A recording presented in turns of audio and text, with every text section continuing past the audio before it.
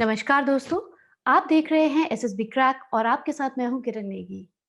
दोस्तों, आज के हमारे गेस्ट हैं मेजर पवन कुमार, जिन्होंने सन 2017 में अदम्य साहस व वीरता का परिचय देते हुए एक आतंकवादी को मार गिराया व सन 2019 में उन्हें राष्ट्रपति द्वारा शौर्य चक्र से सम्मानित किया गया। आइए उनसे बात करते हैं। Good morning major Pawan and welcome to SSB crack. Thank you so much, ma'am. Thank you so much for inviting me here. Thank you so much for talking to us. Actually हमारा सौभाग्य है कि आज हम आपसे बात कर पा रहे हैं। मेजर पवन, आपका 10 सालों का अनुभव रहा है भारतीय सेना में और आपकी अचीवमेंट्स इतनी सारी हैं कि उन 10 सालों में ही आपकी अचीवमेंट्स एक्चुअली इतनी सारी हैं कि उस पे बात करने के लिए हम आगे काफ़ी सारी बात करेंगे। आपको पीस में थर्ड हाईएस्ट गैलेंट्री अवार्ड से भी सन 2019 में सम्मानित किया गया है। अ, आप हमें सबसे पहले ये बताइए, आप कहाँ से बिलॉन्ग करते हैं और अपने पारिवारिक जीवन के बारे में हमें कुछ बताइए? जी मैम। मैम, चूरू नाम की एक छोटी-सी जगह है राजस्थान में।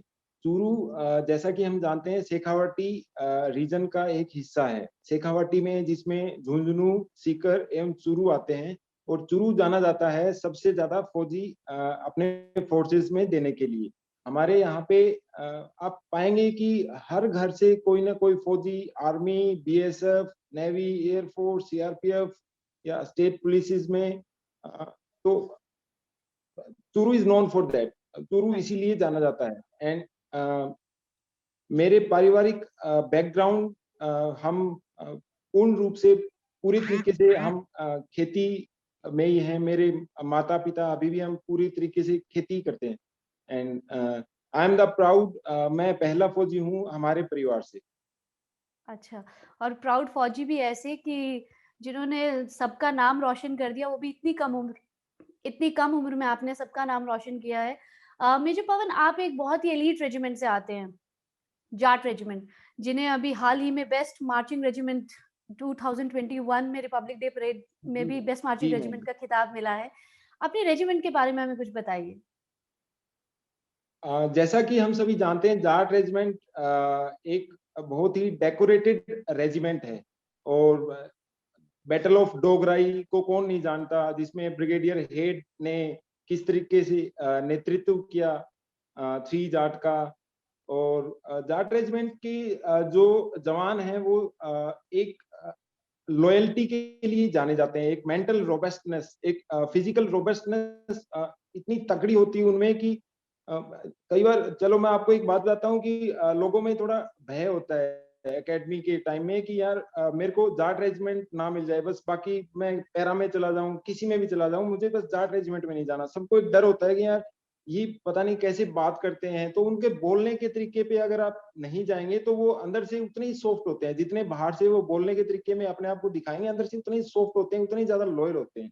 जी, लेकिन बेहद ही शूरवीर ये रेजिमेंट रही है। बिल्कुल मैम। हर युद्ध में, चाहे कारगिल में आपने देखा होगा कि जाट रेजिमेंट की कम से कम 5 बटालियन इन्वॉल्व थी कारगिल वॉर में।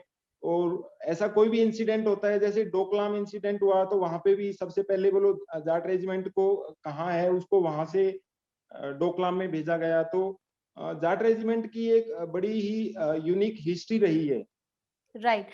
मेजर पवन, आपने बहुत ही कम समय में फौज को अलविदा कह दिया। सिर्फ मात्र 10 साल आपने सर्विस की। उसका कोई खास कारण कि आपने रिटायरमेंट ले ली? जैसे ही आपको मेरे ख्याल मार्च में आपको ये अवार्ड मिला और सितंबर में आपने रिटायर हो लिए आप। उसकी कोई खास वजह? आ, ये एक पारिवारिक कारण की वजह से घर पे, अगर मैं आपको बताऊं तो मेरी मदर का ऑपरेशन हुआ था 1-2 साल पहले, कमर की हड्डी का। तो किसी किन्हीं पारिवारिक कारणों की वजह से मुझे अलविदा कहना पड़ा फौज को। अन्यथा तो कौन चाहेगा कि फौज फौज में से। इतना अच्छे मौके मिल। जी बिल्कुल, मैम। बिल्कुल, बिल्कुल। अ, आप याद किए जाते हैं और अभी भी जिस चीज़ के लिए आपको सबसे ज़्यादा मुझे लगता है कि सब जानते हैं, आपको मेजर पवन कुमार का जो नाम आता है, वो सितंबर 2017 के उस एनकाउंटर या यूँ कहूँ मैं काउंटर टेररिज्म ऑपरेशन के दौरान जो आपने एक आतंकवादी को मार गिराया, उसके लिए आपको सबसे ज़्यादा याद किया जाता है। मेजर पवन, उस समय की कोई यादें आप अगर हमसे ताज़ा करना चाहें, याद आपको कुछ आ रही हो, वो कैसा ऑपरेशन था? क्या हुआ था सितंबर 2017 में? जी मैम, इट वाज़ मैम ये काउंटर इन्फिल्ट्रेशन ऑपरेशन था। ज़्यादा गहन, ज़्यादा अंदर की बातें तो जैसे हम सबको यस, पता है कि कॉन्फिडेंशियल काफ़ी चीज़ें होती हैं, तो मैं आपके साथ यहाँ पे इस प्लेटफ़ॉर्म पे नहीं शेयर कर पाऊँगा। लेकिन इतना मैं ज़रूर कहना चाहूँगा कि ये एक टीम वर्क था। तो मैं सौभाग्यशाली था कि I was leading that team and उस ऑपरेशन में ये आज तक का वैली का सबसे बड़ा ऑपरेशन माना जाता है इस संदर्भ में, क्योंकि उस ऑपरेशन के अंदर हमने जिस आतंकवादी को मार गिराया था वो वैली का आज तक का सबसे लंबे समय तक जीवित रहने वाला आतंकवादी था। ओके, जी मैम। एंड इट इज़ ये सिर्फ़ ट्रिगर दबाने की वाली बात नहीं है, इसमें लोगों के दिल जीतने, अपनी प्लानिंग सो दैट वो लोग हमारे तक आएँ कि ये देखिए हम आपकी इस प्रकार से मदद कर सकते हैं। ट्रिगर तो कोई भी दबा सकता है, लेकिन वो जो फीलिंग होती है जब वहाँ के लोग आपसे मिल-जुल के काम करना चाहते हैं अ अ, कश्मीर की खुशहाली के लिए, तो वो सबसे बड़ी बात होती है। बिल्कुल। और इसी मतलब उस आतंकवादी को मार गिराया आपने, उसी के लिए आपको शौर्य चक्र से सम्मानित किया गया आपको शौर्य चक्र से। जी मैम। कैसा जी लगता है, मैम। कैसी फीलिंग होती है जब आप अपनी रेजिमेंट, अपनी पलटन के लिए ऐसा एक खिताब लेकर आते हैं? कैसी फीलिंग रही है आपकी उस दौरान? मैम जैसा कि सभी लोग बोलते हैं कि सबसे पहले तो कोई भी किसी अवार्ड के लिए तो हम पहले सोच के जाते नहीं हैं, लेकिन जी, अ, ये बहुत ही एक अच्छी फीलिंग होती है जब बटालियन का कहीं नाम आता है। उससे अच्छी आपके जीवन में कोई फीलिंग नहीं हो सकती कि बटालियन का कहीं आपके नाम के साथ और नेशनल न्यूज़ में आए और आपके कमांडिंग ऑफिसर, आपके जवान आपको बताएँ कि देखो शाबाशी दें सबके सामने। जी। और अगर कमांडिंग ऑफिसर आपको पूरे आपकी पलटन के सामने खड़े करके अगर शाबाशी देते हैं और आप अपने बटालियन का नाम रोशन करते हैं, तो उससे बड़ी बात आपके जीवन में कुछ नहीं हो सकती। इसके अलावा पर्सनल लेवल पे अगर मैं कहूँ, तो मेरे माता-पिता जैसे कि हम फार्मिंग बैकग्राउंड से हैं, तो अगर मेरे माता-पिता को ये मौका मिलता है कि वो राष्ट्रपति भवन में जाके उस सेरेमनी को विटनेस करते हैं बिल्कुल, और अ, टी पार्टी करते हैं, प्रेसिडेंट के साथ फ़ोटो खिंचवाते हैं, प्राइम मिनिस्टर के साथ मिलते हैं, हाथ मिलाते हैं, प्राइम मिनिस्टर खुद आके आपको शाबाशी देते हैं अपने माता-पिता के सामने, तो इससे अच्छी कोई बड़ी बात नहीं हो सकती। बिल्कुल। और आपने पूरे देश का नाम गर्व से ऊँचा किया है। मेजर पवन, अगर एक सैन क्योंकि शायद से ये पहली बार ऐसा है, मैंने सुना बहुत है, न्यूज़ में हम लोग अक्सर देखते हैं कि काउंटर टेररिज़्म ऑपरेशंस चल रहे हैं, वैली में तो बहुत ज़्यादा, तकरीबन रोज़ ही कुछ ना कुछ चलता है।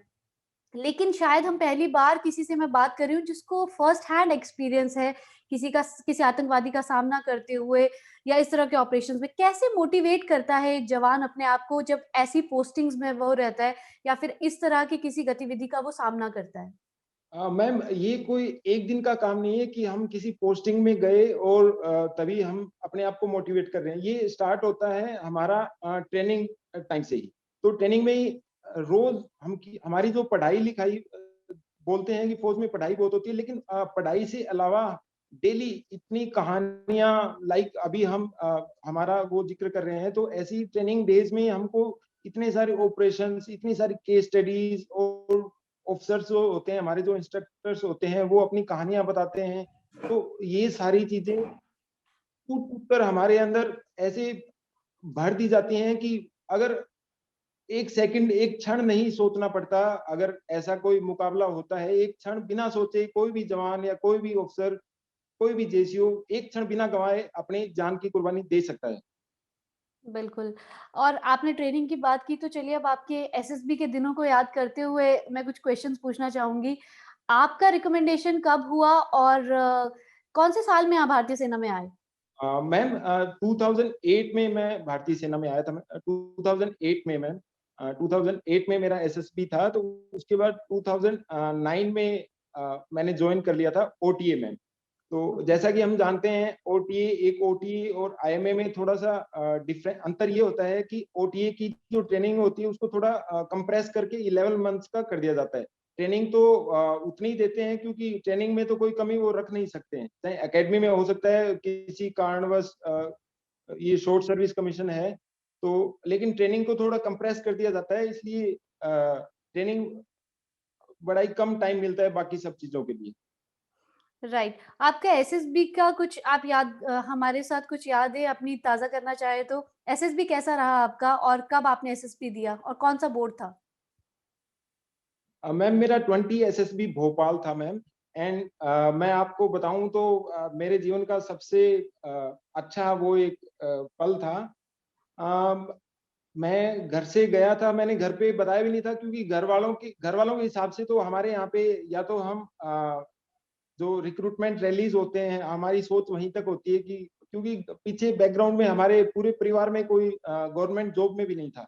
बिल्कुल। तो यही एक, हाँ, यही एक सोच होती है कि भाई इसको या तो पुलिस या टीचिंग लाइन में भेज दो, ताकि ज़्यादा इतना गाइडलाइन भी नहीं मिल पाती है। तो मैं जयपुर पढ़ाई करता था अपनी पोस्ट ग्रेजुएशन की, तो साथ वाले लड़के भी अपने फॉर्म वॉर्म अप्लाई करते थे, तो मैंने भी फॉर्म भर दिया था। तो इंटरव्यू के लिए जब मैं गया था तो मैंने घर पे नहीं बताया था, क्योंकि जब फर्स्ट टाइम जाते हैं तो वो आने जाने का किराया भी एसएसबी देती है। देती है, राइट। तो वो ठीक है, कहते हैं, पैसे तो लेने हैं नहीं तो कोई बात नहीं हम चलते हैं। लेकिन वहां जाके क्या महसूस क्या किया कि सारे लड़के इतने ही मतलब पैरों के नीचे से जमीन ही खिसक गई कि सारे इतनी इंग्लिश बोल रहे हैं, इंग्लिश पे इंग्लिश ग्रुप डिस्कशंस में ये। लेकिन फाइनली पता ये चला कि फ्लुएंसी मैटर नहीं करती, जो कंटेंट है वो मैटर करता है। फ्लुएंसी कहीं आपकी कहीं आड़े नहीं आती, अगर कंटेंट आपका सही है तो आपको कोई नहीं रोक सकता। और यही चीज मैं हमारे अभी गांव के आसपास, अभी तो हमारे यहाँ पे भी काफी ऑफिसर्स निकलने लग गए हैं, तो मैं उनको बताता हूँ कि देखो जब मैं गया था तो मुझे ये भी नहीं पता था कि उसका सिलेबस क्या है, लेकिन मैंने साथ वाले लड़कों से कि भाई यहाँ वो क्या पढ़ाई कर रहे हैं, क्या कौन रिक्वायरमेंट क्या है वहाँ की, अगर हमको एग्जैक्टली पता चल जाए कि वहाँ की रिक्वायरमेंट क्या है तो जी। ऐसे में हम आराम से क्लियर कर सकते हैं। और जेन्युइन होना बहुत जरूरी है, अगर हम जेन्युइन हैं, अगर हम रियल हैं, क्योंकि चीट्स काम नहीं करते हैं एसएसबी में, चीट्स बिल्कुल भी काम नहीं करते हैं। बिल्कुल और आपने अपने फर्स्ट अटेम्प्ट में ही इसे क्लियर कर लिया था। मैंने फर्स्ट अटेम्प्ट में ही क्लियर कर दिया था। राइट। और क्या आपने अभी जो जैसे आपने बताया है कि चीटिंग मतलब चीट्स का कोई वो नहीं है, आप जितने रॉ हैं उतना ही शायद आपको सफलता हासिल होगी एसएसबी में। ज्यादा ट्रिक्स काम नहीं करते हैं मैम, वहाँ पे ट्रिक्स आप जितने जेन्युइन हैं, जितने रियल हैं, बिकॉज वहाँ का जो पैनल होता है वो इतना एक्सपीरियंस पैनल होता है, आप एक ट्रिक लगाएंगे वो उससे पहले ही सेंस कर जाएंगे कि यार ये स्मार्ट बनने की कोशिश कर रहे हैं। राइट। और आपके एकेडमी डेज़ आपको कैसे रहे? क्योंकि बहुत सारे हमारे ऐसे दर्शक हैं जो अभी एकेडमी जॉइन करने वाले हैं कुछ दिनों में, उनके लिए आप क्या सलाह देना चाहेंगे और अपने एक्सपीरियंसेस को आप कैसे शेयर कर सकते हैं? मैम अगर एकेडमी ज्वाइन करने वाले हैं उनके लिए यही एक सलाह है कि एकेडमी से पहले अपना जितना भी टाइम है अपने परिवार के साथ बिताइए, आराम से मजे कीजिए। कोई बात नहीं, आप फिजिकली फिट नहीं है तो आपको फिजिकली फिट वहां जाके बना दिया जाएगा, इसमें कोई इशू नहीं है। वहां पे सबको साथ लेके चलते हैं, क्योंकि वहां पे हम सबसे पहली चीज तो ये सिखाते हैं कि टीम वर्क है ना। अगर कोई एक ऑफिसर, एक कैडेट अगर अच्छे से दौड़ नहीं पाता है तो बाकी कैडेट्स उसको साथ में लेके चलते हैं, तो डरने की घबराने की बिल्कुल भी जरूरत नहीं है, सब साथ में लेके चलते हैं। और जो वीकेस्ट कैडेट भी होता है in in terms of physical fitness, तो वो भी पास आउट होते होते सब इक्वल हो जाते हैं। बिल्कुल। और आप क्योंकि भारतीय सेना में 10 साल रहे, आपको मतलब आप क्या संदेश देना चाहेंगे ऐसे बच्चों को जो बहुत जल्दी भारतीय सेना जॉइन करने वाले हैं? क्या भारतीय सेना क्या ऑफ़र करती है एक यंग सिटिज़न को? भारतीय सेना में जैसा हमको पता है कि जो यहाँ पे पॉसिबल है सन के नीचे, whatever is possible under this sun, तो एवरीथिंग वी विल, हमको सब कुछ मिलता है। भारतीय सेना हमको एक जीवन जीने का एक तरीका सिखाती है। जी। जैसे कि हमारे सीडीएस जनरल बिपिन रावत भी कहते हैं कि army is not a job, अगर आपको जॉब करनी है तो आप कहीं और देखिए, ये एक जॉब नहीं है। और आर्मी आपको एक जीवन जीने का एक तरीका सिखाती है। अगर आपको आप फौज में आने के बाद ऐसी है, आप प्रेसिडेंट के साथ बैठ के डिनर भी कर सकते हैं और खेत में अपने मम्मी पापा का सहयोग भी कर सकते हैं। राइट, बिल्कुल। फ़ौज आपको इस तरीके से ट्रेन करती है कि आप हाईएस्ट ऑफ हाईज़ पे भी जा सकते हो और आप घर पे भी काम कर सकते हो क्योंकि जी, दोनों तरह का जी, एक्सपीरियंसेस जी आपको मैम, मिलते हैं। जी मैम। आपकी सबसे आपको इन सालों में आपकी सबसे बेहतरीन पोस्टिंग आपको कौन-सी रही जो आपको आज तक याद है कि ये वाला टेन्योर मेरा बहुत ही यादगार रहा है? मैम वैसे तो सारे टेन्योर ही यादगार होते हैं, जैसे इन्फेंट्री में हम जहाँ-जहाँ अलग-अलग पोस्टिंग्स जाते हैं, अलग-अलग दोस्त बनते हैं वहाँ के। तो सबसे यादगार मेरा मैम उड़ी का टेन्योर था जिसमें ये हमारा ऑपरेशन हुआ था। बिकॉज़ जी, इसी टेन्योर में हम आईबॉल टू आईबॉल डिस्टेंस में थे और एलसी पे डिप्लॉयड थे मैं। जी। क्या कभी अच्छा ये आईबॉल डिस्टेंस वाली बात हुई, क्या कभी कोई फ़ियर ऑफ डेथ या फिर किसी तरह जब हम किसी भी आतंकवादी के साथ सामना करते हैं, तो क्या कभी कोई फ़ियर ऑफ डेथ या कुछ रहता है दिमाग में, कुछ उलझन रहती है क्या कभी किसी जवान के? नहीं मैम, मैंने आज तक ऐसा कोई भी जवान या कोई ऑफ़िसर या कोई जेसीओ आज तक मैंने नहीं देखा है मेरे जीवन में। मेरे 3 से 4 फ़ील्ड के टेन्योर्स रहे हैं जिसको फ़ियर ऑफ डेथ अगर हम कहें तो किसी को अगर आप अपना अगर ट्रेड्समैन भी है, अगर हमारा कुक भी है, एक वक़्त अगर ऐसा हो कि हमारी बाकी सारी टीम्स डिप्लॉयड हैं और हमको एक टीम और निकालनी पड़ जाए, तो हमारे सारे ट्रेड्समैन भी उतने ही जोश से भरे हुए ओत-प्रोत होते हैं कि अगर मैं मेरी एक नई टीम बनाऊँ कि मेरे सारे बंदे बाहर गए तो एक कुक, एक हेयर ड्रेसर, अगर पेंटर, अगर मैं इन सबको भी लेके जाऊँ तो वो भी बिल्कुल नहीं डरते हैं और अ, एकदम जोश से ओत-प्रोत रहते हैं सारे के सारे। तो इस प्रकार की कोई बात नहीं होती कि फ़ियर ऑफ डेथ ऐसा आई थिंक इंडियन आर्मी की डिक्शनरी में ऐसा कोई वर्ड है ही नहीं। एक्सिस्ट ऐसी कोई टर्मिनोलॉजी एक्सिस्ट नहीं करती है मैम। बिल्कुल। मेजर पवन कितना मुश्किल आपको लगता है अब भारतीय सेना से बाहर आने के बाद जब आप सिविल लाइफ़ में आते हैं, सबसे ज़्यादा मिस किस चीज़ को करते हैं? मैम सबसे ज़्यादा मिस तो मैं आपको बताऊँ तो कोर्समेट्स मैम। हाँ, राइट। कोर्समेट्स और जिन जवानों को हमने कमांड किया है, जैसे उनके फ़ोन आते हैं तो एक बार ये लगता है कि यार वापिस अगर कोई तरीका हो तो हम वापिस जॉइन कर लें क्या? तो कोर्समेट्स के फ़ोन आते हैं, जवानों के फ़ोन आते हैं तो जो बोनहोमी जो कामरेडरी होती है मैम वो बाहर देखने को नहीं मिलती। बाकी सब चीज़ें हैं बाहर लेकिन जो कामरेडरी जो आर्मी में है वो बाहर नहीं मिलती। बिल्कुल, फ़ौज में यूनिट का अपना ही एक वो अलग ही परिवार है, अपना हमारा वैसे तो माता-पिता अपने रहते हैं, लेकिन जो यूनिट का परिवार है, वो शायद जी, बिल्कुल डिफरेंट परिवार है। जी मैम। उसका कोई मुकाबला नहीं कर सकता, चाहे मैं घर पे अपने घर पे हूँ हम 4 सदस्य हैं, हम 4 सदस्य भी मिल के नहीं रह सकते, लेकिन हम फ़ौज के अंदर हैं, तो अगर एक परिवार में 1000 आदमी हैं, तो वो भी हम उस हिसाब से रहेंगे कि दूसरे को लगे भी नहीं कि यार ये एक परिवार है। बिल्कुल। आप जो बच्चे एसएसबी की तैयारी कर रहे हैं, उनके लिए क्या संदेश देना चाहेंगे? जैसे मैंने पहले बताया था मैम जब हमारा एसएसबी का ज़िक्र हुआ था तो देखिए एक तो ऑनेस्टली अ, देखो देखिए 2 चीज़ होती हैं। एक तो कुछ ऐसी चीज़ें होती हैं जो ऐसी क्वालिटीज़ होती हैं जिनको सुधार किया जा सकता है। जैसे इंग्लिश अगर आपकी थोड़ी वीक है, तो उसमें घबराने की बिल्कुल भी ज़रूरत नहीं है। आप मेरा खुद का उदाहरण ले लीजिए मैं 10th क्लास में हिंदी मीडियम से किया है और इंग्लिश हमको 6th क्लास में इंट्रोड्यूस की गई थी, 6th क्लास में मैम।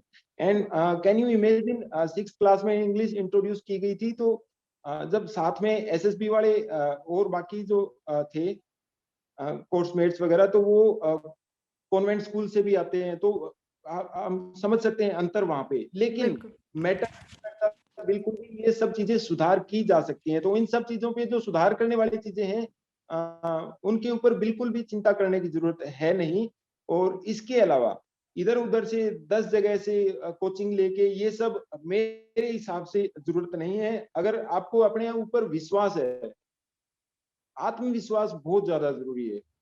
सेल्फ कॉन्फिडेंस अगर है आपके अंदर तो आप आने दीजिए, कोई बात नहीं। जैसा भी कोई इंटरव्यू क्या पूछेगा? ज़्यादा इंटरव्यू लेने वाला भी तो एक इंसान ही है, वो क्या पूछेगा? उसकी भी एक लिमिट्स है, वो मशीन नहीं है कि भई यहाँ आप उसको आपको एग्ज़ैक्ट ही आंसर देना पड़ेगा। उसकी भी समझ की एक लिमिट है। राइट। और मेरे को लगता है आपके इन आंसर्स से ना बहुत सारे बच्चे इंस्पायर होने वाले हैं, क्योंकि बहुत बार ऐसा होता है बहुत सारे बच्चे जो स्पेशली गाँव से आते हैं उनको ये जी कॉम्प्लेक्स मैम, जी होना मैम। स्टार्ट हो जाता है स्पेशली एसएसबी में जाके, जब वो और बच्चों को देखते हैं कि हमें तो अभी इंग्लिश बोलनी भी नहीं आती या हमको अभी ड्रेसिंग सेंस की नॉलेज नहीं है, क्योंकि बाहर जो मैम शहरों के वही बच्चे होते वही हैं मैं उन जी, बिल्कुल, है ना? जी मैम मैं वही बता रहा हूँ कि वहाँ पे आपका कोई ये नहीं दिखेगा कि इसने देखो ज़्यादा मोर व्हाइट शॉर्ट्स डाले हुए हैं। ही वो जो एसएसपी का पैनल है वो ये नहीं देखता कि इसका जो कलर है शॉर्ट्स का या टी-शर्ट का वो ज़्यादा व्हाइट है और इसका कम व्हाइट है। वो उसको क्या करना है टी-शर्ट्स के कलर का और जी, इन सब चीज़ों का ड्रेसिंग सेंस का कंटेंट होना ज़रूरी है। आपके अंदर वो देखते हैं कि हाँ यार ये बंदा लॉयल है। ये ये कभी चीट नहीं कर सकता और ये ऑपरेशन में अगर जाएगा तो अपने जवानों को कभी भी उनके ऊपर घाव नहीं देख सकता। जी, बिल्कुल। सबसे बड़ी आपके हिसाब से ऑफिसर जी लाइक मैम। क्वालिटीज़ क्या-क्या होती हैं? Ma'am officer like qualities like loyalty, honesty team work ma'am, जी, और सबको यही साथ में असेस लेके करते हैं चलना ma'am, SSB. Leading from the front, all these are officer like qualities ma'am and not कि फालतू हम इंग्लिश में फ्लुएंसी हो एंड वोकैब हमारी बहुत अच्छी हो, these are worldly things and requirement है नहीं मैम बिल्कुल भी। मेजर पवन, आप कोई संदेश एसएसबी टीम को देना चाहें? एसएसबी क्रैक को? मैम जी मैम, जी मैम। मैम आप जो काम कर रहे हैं वो एक जो डिफेंस एस्पिरेंट्स को मोटिवेट करने का जो एक काम नेक काम जो कर रहे हैं उसकी जितनी तारीफ़ की जाए उतनी कम है और मैं आशा करता हूँ कि अगर आपके किसी इंटरव्यू से या किसी भी प्रकार से अगर आप सफल हो पाते हैं, एक भी डिफेंस एस्पिरेंट को अगर सक्सेस मिल पाती है, तो इससे अच्छा नेक काम आप नहीं कर सकते। ये बहुत ही एक नेक काम आप कर रहे हैं मैम। चलिए, हमसे बात करने के लिए बहुत-बहुत धन्यवाद मेजर पवन। आपसे बात करके बहुत अच्छा लगा और आप एक प्रेरणा स्रोत हैं, सभी बच्चों के लिए स्पेशली जो बच्चे किसी गाँव से संबंध रखते हैं, क्योंकि जैसे आपने सारी अपनी स्ट्रगल्स को साइड रख के और परिवार बेशक पूरा आपका फार्मिंग वाला परिवार है और उसके बाद भी आप सेना में एक अफ़सर बने और मात्र सिर्फ़ एक अफ़सर नहीं बने, बल्कि आपने उस दायित्व को पूर्ण रूप से निभाया और आतंकवादी को भी मार गिराया और साथ ही साथ शौर्य चक्र का भी सम्मान आपको मिला। आपका हम हमारे साथ बात करने के लिए आपका बहुत-बहुत धन्यवाद। Thank you so much ma'am, thank you so much. तो दोस्तों, आपको आज का ये इंटरव्यू कैसा लगा? हमें ज़रूर बताइएगा। आपसे मुलाकात होगी अब अगले एपिसोड में, तब तक आप अच्छे से अपनी पढ़ाई करते रहिए और देखते रहिए SSB crack. Keep shining, keep working hard. धन्यवाद। जय हिंद।